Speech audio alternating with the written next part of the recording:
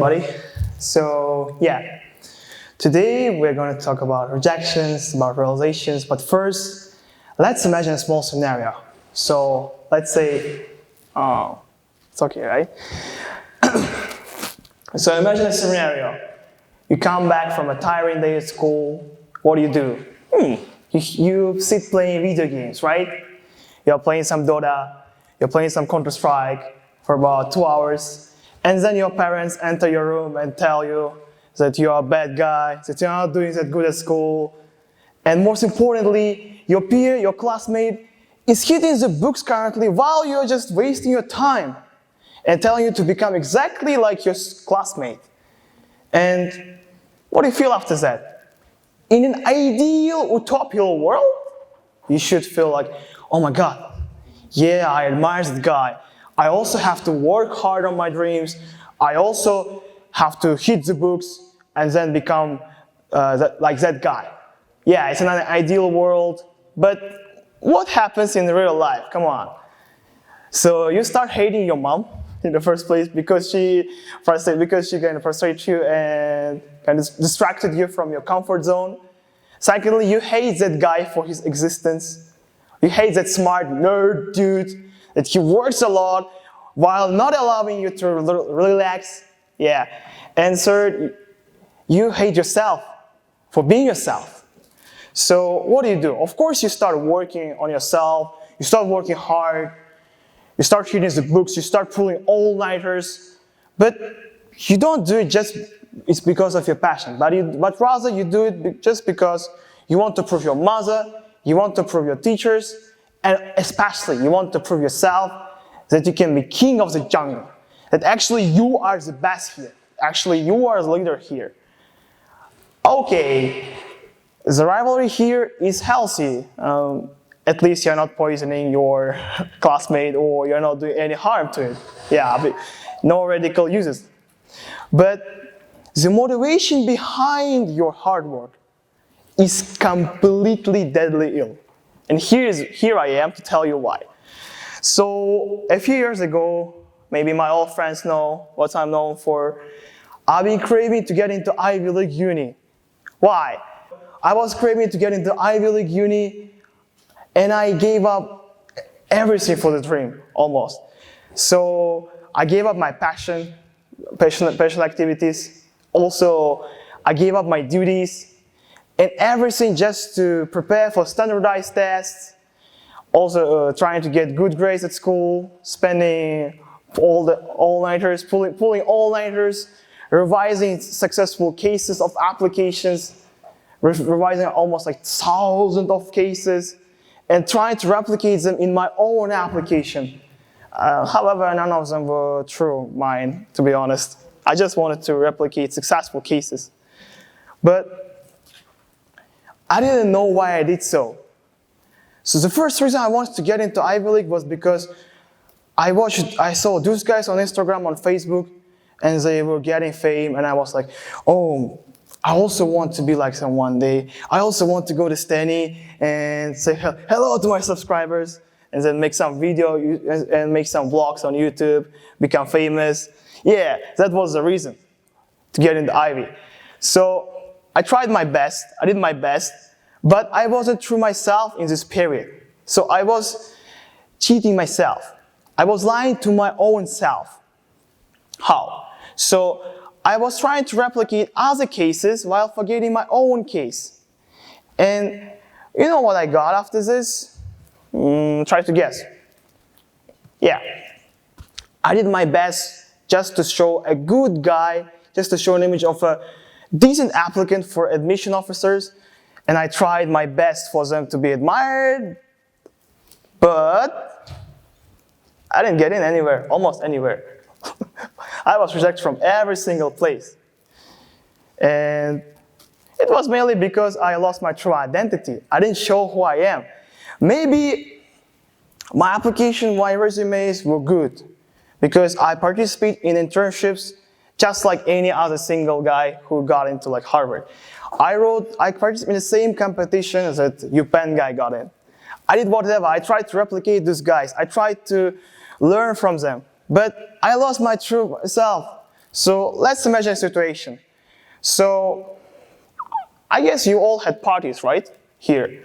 So in our childhood, you remember mixing, let's say, juice, coffee, tea, milk, soda, and trying to drink it. Yeah, you expect it to be a cool cocktail, and definitely if you drink those beverages separately, they are really good, it is really good. But if you stir them, maximum what you get is only a biological weapon.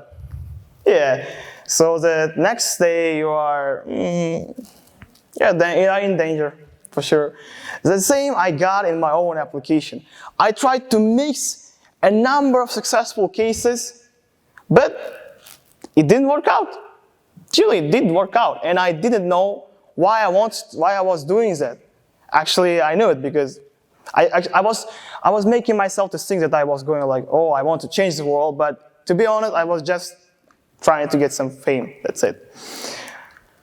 And I tried again.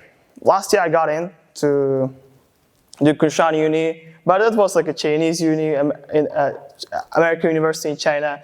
So, and people were not making me like, were not applauding me, so I wanted to do more. I wanted to prove more. So I took another gap year to prove that I'm able to get into Ivy. I did my best. Again, on April 2nd, I received 7 or 8 rejections, in total 37 rejections within 2 years. Yeah, 37 was a big number. I spent a week thinking about my own rejections, because even my mentor, who worked at Yale admissions, he did not understand how I got those rejections. He genuinely did not. And I was questioning myself of why I didn't get in. Because even my friends whom I assisted, who were mentored by me, they got into top-notch schools, whilst I was just crying of rejection. Yeah, it felt hard. But next week, I stood up and finally went to a therapist. Yeah, because I was advised to visit a therapist, psychologist, but I refused to do so. After I did so, I came to her, I told my problem, and I asked her like, why I couldn't get in, what was the reason? I had this, I had that. Objectively, my application itself could be top-notch, could be top 10 percentile in a whole elite college. She said, no, Doniyor, you're thinking wrong. You should change the question. Not why you didn't get in, but for what you didn't get in. Maybe there's something better. And she asked me a question which I hesitated to answer. She asked me, what is actually your passion? I thought, I don't know, because mostly what I did was suggested by Reddit users, CoachVine users, or other like Coach blog. Actually, it's not ad, just most teenagers know it. Yeah, so I did a lot of stuff, but they didn't belong to me. So I just, I couldn't answer. The next day after it, I sat and I thought, what was my passion? And am I doing my passion right now? Am I doing what I love? And later, she made me understand, she made me realize that college is not anything more than just a tool to get you in, to get you to your dream. For example, we all dream to go to Maldives, to travel to Maldives, to relax there, but we don't care how you get to Maldives, right? It could be an economy class, business class, we could go in helicopter, even maybe in the car, maybe in the boat. We don't care how we get there. The same here.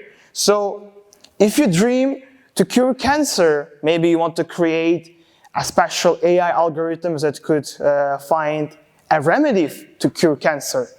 Yeah, this should be your dream. Your dream shouldn't be, oh my, I will go to Harvard to cure cancer. No, I will cure cancer even without Harvard. No need. So she made me realize that I didn't need college. She made me look for my own passion. And I was doing what I love. And I applied to college, to an American college, which had really small acceptance rate, one of the tough schools in the world. I just applied because I had no other choice to apply, and I did it in relaxed mode. So before I would research the school website, I would look through all alumni, I would talk to current students, I would check the school website, to school page in Reddit, CoachVine, in other popular websites, to get more info, to be what they expect me to be what the school wants me to be. But this time I was a guy who I want myself to be. Just showed myself. I was ready to face the following rejection, so I was already packing my documents to Korea, to Italy, and to other European countries. And on April 27th, I received an update in my email. I thought, okay, next rejection, Donnie, calm down. When I saw there was a video appearing there, and after the video it came like, congratulations, but I did not believe in it, honestly. I rejected, and yes, I got in. But what's funny about it, I got in when I didn't care about college. When I actually was like, oh man, okay, if I don't get into college, I will go to another college. It doesn't matter where I go. Funny, right? When I was thinking about college, when I was craving for college, I didn't get in. But when I actually didn't care about college, I got in. Strange. But most importantly, I learned one perspective. I learned lessons that changed my whole perspective to life. So if you want to just be yourself, don't build someone of yourself just to get a good job, just don't do something that looks good in your resume. So your past does not matter. The tool does not matter unless you know how to use it. So just do what you're passionate for. That's it, and then you will be praised for it. No need to try to be praised in public. No need to try to get public approval. Just do what you love, do what you're passionate for, and then you will certainly get applause. Thank you.